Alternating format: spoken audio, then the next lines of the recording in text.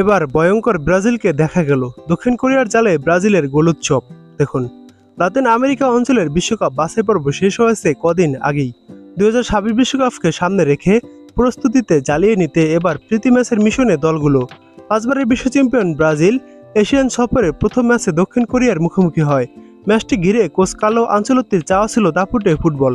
সেলেসাওরা তাতে সাড়া দিল দারুণভাবেই। আজ শুক্রবার সিউলে ওয়ার্ল্ড কাপ স্টেডিয়ামে প্রীতি ম্যাচটিতে 5-0 গোলে জিতেছে ব্রাজিল। দুটি করে গোল করেছেন এস্তাবাও উইলিয়ান ও রদ্রিগো। একবার জালের দেখা পেয়েছেন ভিনিসিয়াস জুনিয়রও। ম্যাচের 13তম মিনিটেই এগিয়ে যায় ব্রাজিল। ব্রুনো গুইমারেসের রক্ষণসেরা পাস ডি বক্সের ভেতর দিয়ে ধরেন এস্তাভাও।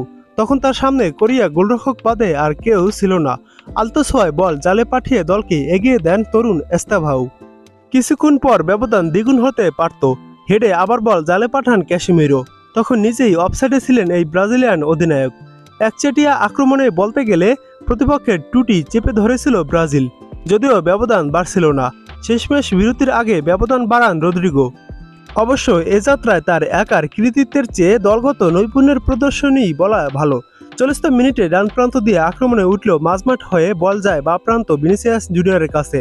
ডিবক্সের বাইরে রদ্রিগোর দিকে পাস দেন তিনি, কিন্তু রিয়াল ফরওয়ার্ড পাস না ধরে সুযোগ করে দেন ক্যাসিমিরোকে। ক্যাসিমিরো প্রথম স্পর্শই তাকে বল বাড়িয়ে দেন। রদ্রিগো বল নিয়ে আর ভুল করলেন না।